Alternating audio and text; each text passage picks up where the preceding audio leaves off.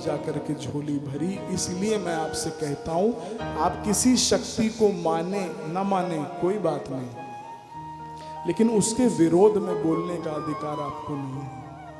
तुम वैष्णो देवी जाओ ना जाओ, माँ को इससे कोई फर्क नहीं पड़ता, लेकिन तुम्हें अधिकार नहीं है कि तुम वैष्णो देवी के लिए कुछ बोलो।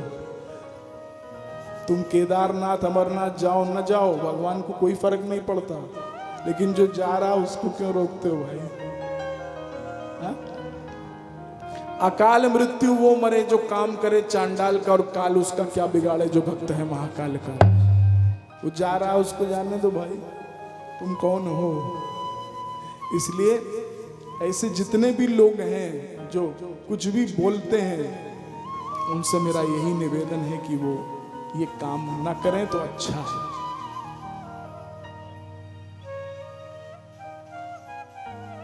किसी ने प्रश्न किया है कि गुरुजी बच्चे हमारी बात नहीं सुनते। ये आज सुबह प्रश्न आया है, आपके सुनते हैं कि नहीं सुनते? अच्छा, देखो मैं आपको एक बात बताऊं, बच्चे वो कभी नहीं करेंगे, बहुत काम की बात बता रहा हूं, जिनकी संतान है वो सुने, बच्चे वो कभी नहीं करेंगे जो आप कहोगे। बच्चे वो कभी नहीं करेंगे जो आप कहोगे, लेकिन बच्चे वो जरूर करेंगे जो आप करोगे। आजकल क्या होता है, हम अपने माँ बाप का अपमान करते हैं और फिर सोचते हैं कि हमारा बच्चा हमारा सम्मान करे। होता है कि नहीं? वो क्या देख रहा है वही सीखेगा। पंडित जी एक घर में गुरुजी पधारे, तो बच्चा था छोटा सा, तो माँ बाप ने कहा बेटा गुरुजी के पांव छुओ। अब वो अड़ गया, कहता हम नहीं छुएंगे। उसको थप्पड़ भी मारा गया, वो ना माने कि हम नहीं छुएंगे। तो गुरुजी ने कहा कि अरे नहीं छू रहा ना छुए, तुम तो छुओ, तुम भी नहीं छू रहे हो। बच्चा नहीं छू रहा ना छुए, तो उन्होंने कहा हाँ बात तो सही है, हम तो भूल गए। तो उन्होंने जब पांव छुए तो बच्चे ने लेट के दंडवत प्रणाम गुरुजी को किया, क्योंकि बच्चे वो कभी नहीं करेंगे जो आप कहोगे, लेकिन बच्चे वो हमेशा करेंगे जो आप करोगे। बस इतनी सी बात ध्यान रखना। बोलो साईनाथ महाराज की जय।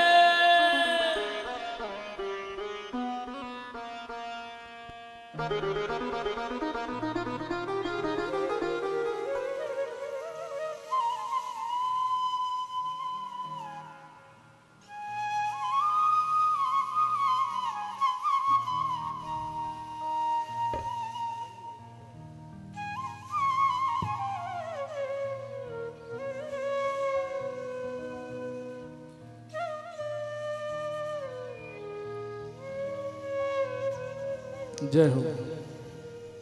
हमारे बीच में वृंदावन से बांसुरी वादक आए, जरा एक बार जोरदार ताली इनके लिए। हमारी बिटिया भी वृंदावन से आई है, रिया आई है, जरा यहाँ पर एक बार।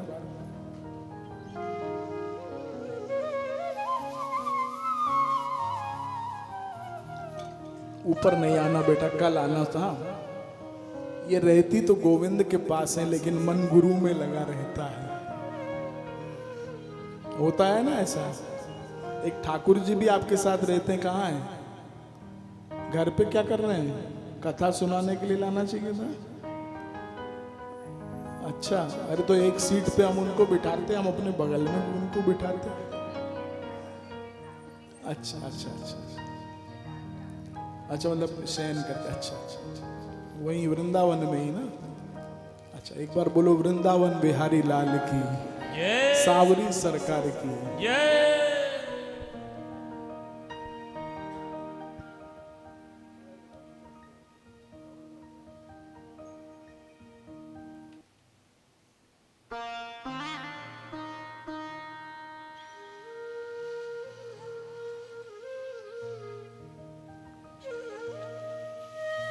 एक ये प्रश्न और ले लेते हैं, फिर कथा को विश्राम देते हैं। और आरती भी होगी, एक दो भजन रवि गाएगा। तब से ये बैठा हुआ कह रहा मुझे आप दे नहीं रहे हो भजन गाने को, आप ही गाते जा रहे हो।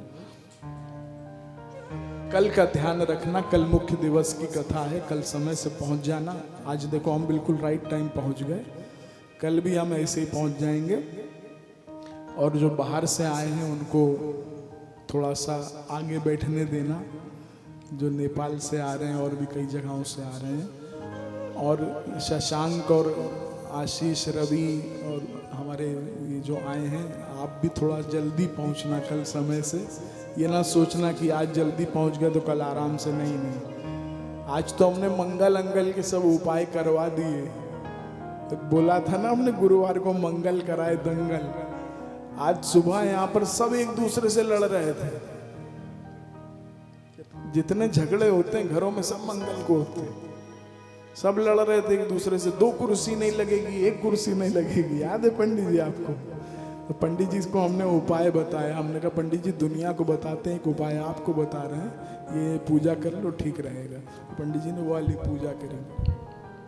अच्छा, पंडित जी भी हमारे बड़े कमाल के हैं। एक जगह पूजा चल रही थी पंडित जी, तो बच्चा पूजा करा रहा था, पंडित जी पूजा करवा रहे थे, माँ बाप बैठे हुए थे।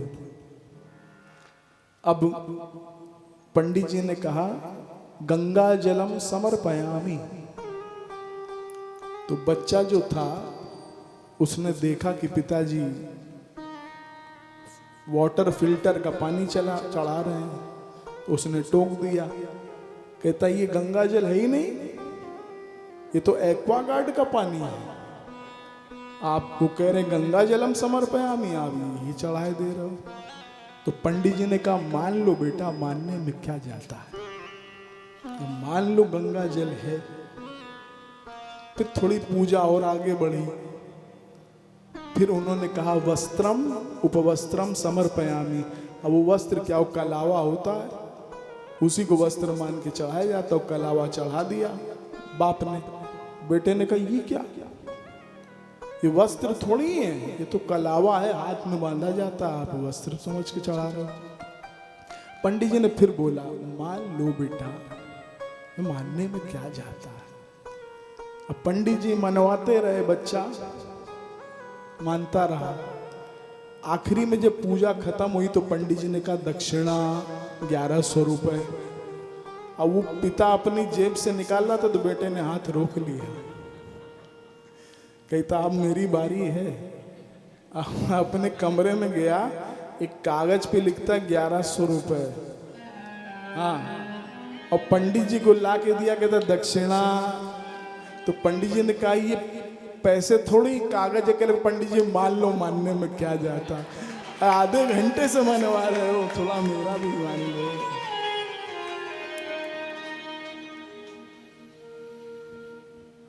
बच्चे मन के सच्चे।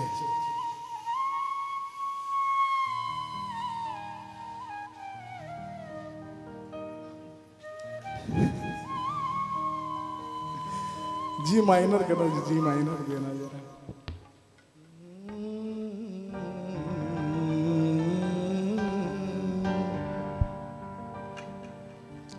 देखिए एक प्रश्न मैं इसमें जो पूछा गया वो मैं ले रहा हूं। इसमें किसी ने मुझसे प्रश्न किया कि हर समय दुखी रहते हैं। एक बात आपको मैं कहूंगा, दुखी रहने का एक ही कारण है कि तुमने शुक्रिया करना छोड़ दिया है। क्योंकि ध्यान रखना, अगर मैं आपसे अभी कहूं कि दुखी होने की एक्टिंग करो, एक बार ट्राई करके देखो जरा, ऐसे करके देखो ना, एक बार जरा ऐसे करो एक बार, तो कर लोगे आप, कोई बड़ी बात नहीं है। और फिर मैं आपसे कहूं एक बार खुश होने की एक्टिंग करो तो आप खुश हो जाओगे। अब मैं आपसे कहूं कि दोनों एक साथ करके दिखाओ, कर लोगे। यानी कि या तो व्यक्ति खुश रह सकता है या व्यक्ति दुखी रह सकता, बीच का कोई रास्ता नहीं। कभी देखा है किसी को, कहाँ कोई कर पाता, कर ही नहीं सकता। या तो दुखी रहोगे या खुश रहोगे। और ध्यान रखना, बड़ी बात कह रहा हूं, खुश आप तब होते हो जब शुक्रिया करते हो, और दुखी आप तब होते हो जब शिकायत करते हो। जिसको बेटी दी भगवान ने वो कहता बेटा क्यों नहीं है। जो प्राप्त है उसका धन्यवाद नहीं है, जो नहीं मिला उसकी शिकायत है। जिसको बेटी दी वो कहता बेटा क्यों नहीं, जिसको बेटा दिया वो कहता बेटी क्यों नहीं है। जो कुंवारा है कहता पत्नी क्यों नहीं है, और पत्नी है तो कहता तलाक क्यों नहीं है। जो मिला है उसका धन्यवाद नहीं है। और दूसरा कारण, अतीत में रहते हो या भविष्य में रहते हो, सास भी कभी बहू थी, हम भी कभी बहू थे। हम तो ऐसा नहीं करते थे। अतीत में पड़ा हुआ जो बीत गया।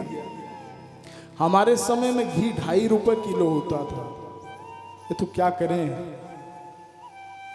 हमारे समय में कोल्ड ड्रिंक 50 पैसे की थी। अतीत में पड़ा है जिसका कोई लेना देना नहीं। और या फिर भविष्य की चिंता करता है, ऐसा तो नहीं हो जाएगा, वैसा तो नहीं हो जाएगा। यही चिंता का कारण है कि या तो तुम अतीत में हो या भविष्य में हो। वर्तमान में अगर आनंदित रहना सीख लिया, अभी कहां पर हो तुम, कथा में हो ना। ये वर्तमान है, ये क्षण आनंद के क्षण है। क्यों भविष्य की चिंता करते हो। मैं आपसे कहता हूं ईमानदारी से बताना, आप 1.5-2 घंटे से यहां बैठे हो, किसी को कोई चिंता हुई? झूठ मत बोलना। कोई चिंता हुई किसी को? कोई टेंशन हुई? अरे ये भी याद नहीं होगा कि रसोई में क्या चढ़ाया था, क्या पकाया था।